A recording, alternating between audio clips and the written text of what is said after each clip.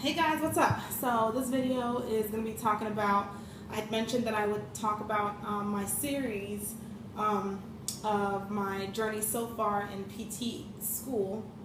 And to those of you that are coming back to watch my videos, welcome back. To those of you that are new, hello, my name is Monique, nice to meet you. And to those just kind of dropping by, hello, I hope my videos do inspire you, and if you like it, don't forget to hit that subscribe button below, and share the video if you find it helpful. Anyway, so today I'm going to be talking about my first year of DPT school. So if some of you all are just coming along with me, watch my previous videos just to get a little bit of how I got into PT school,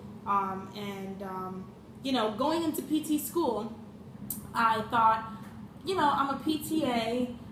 This is going to be great for me because it's not far-fetched from what I do.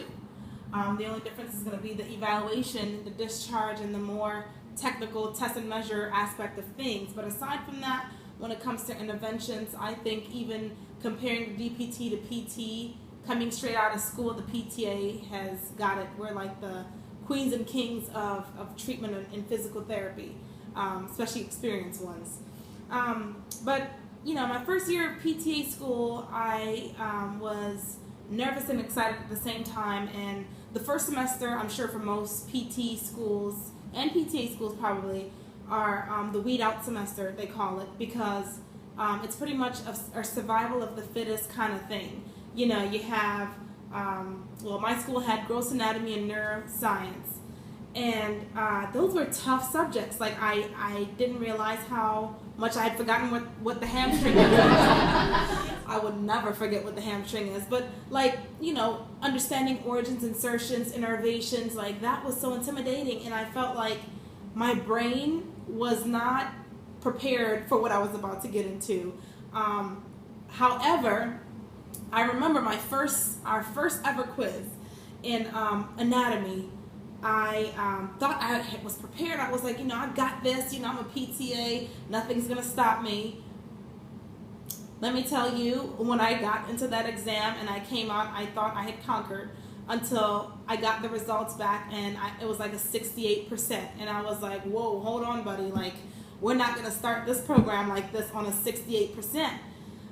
And so that was my motivation to go back to the drawing board and say, what am I not doing?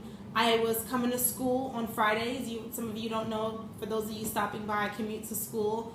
And I was staying, up studying till 3 a.m. in the morning, only to go back to class at 7. And yet a 68%, really? Well, I found out, and I knew that coming in, that I'm not the best test taker.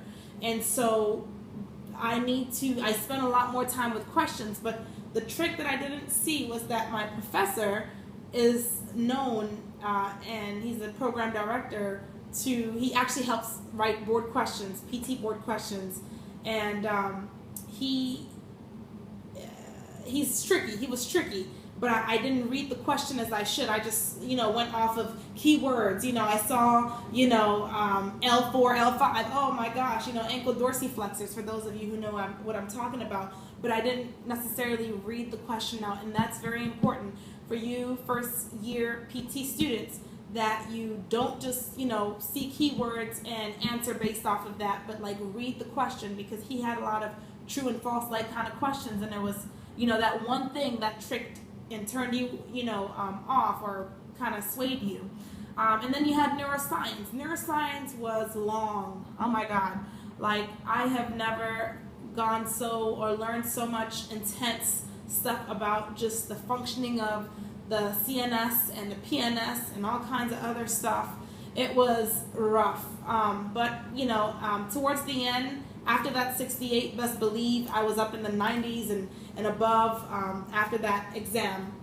And then came second semester, which was biomechanics, our first research course, and physical agents. And again, going in with my mindset, I'm a PTA, physical agents, psh, I got this, E-stim, ultrasound, diathermy, whatever else is out there, hot pack, cold pack, I got this. No, not. It was like too in depth for, too in depth in general.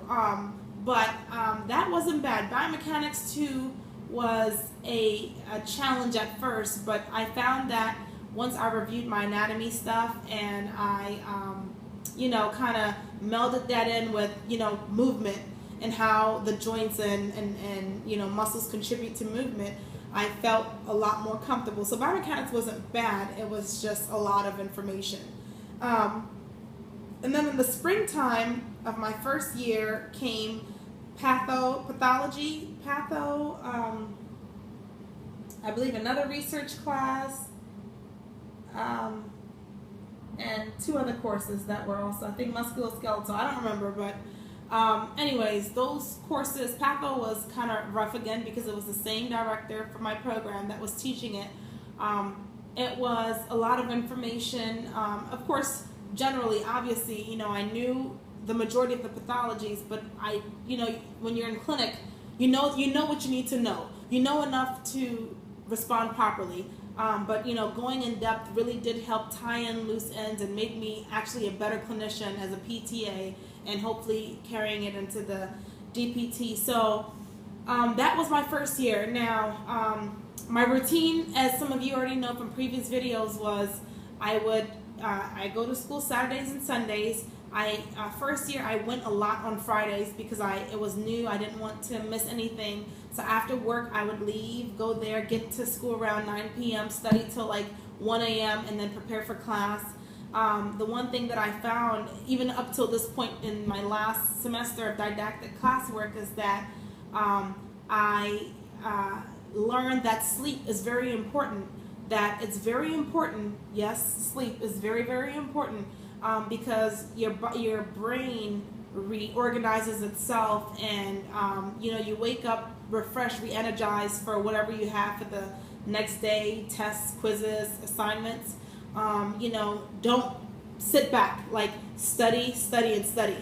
Study the previous semester's material, study the previous semester material, because somehow, some way they all tie up. Now, any regrets? I looking back now, it's not really a regret, but I probably would have considered a bridge program, a PTA to DPT bridge program, simply because they're more, they get straight into the point. They already are assuming that because you're already in practice and because you're a PTA, you should know certain fundamentals. Now, what I'm glad for going through a traditional program is that I started back from the fundamentals, because you forget the fundamentals over years of practice, and I appreciated that, and so I feel like it sharpened my skills a little bit more. But that was first year of DPT school. It was intense. That first semester, I'm not going to lie, hands down, was difficult. But as I got through it and I figured out my routine, I was okay. I had a study buddy. We did Google Hangouts like 2 or 3 days a week. So we would get on and take turns being teacher, and it really did help. We would go over anything that we did not understand. I had study groups. I studied by myself. I used different methods of studying. I listened to lectures. I recorded lectures. I wrote down notes. I'm a very good note taker. I take extensive notes, even though I do record every lecture. I might not listen to them all, but I do listen to the ones, especially second year cardiopulmonary, which was pretty intense. But I got through it, and so can you. So for you first year DPT students, soon to be DPT students, hang on tight, put that belt on. It's going to be a rough ride at first, but once you get your routine, you will be okay. So stay tuned for the second year DPT video. Thank you all for coming by, stopping by, looking at the video, and don't forget to subscribe. Anyways, holla back, y'all.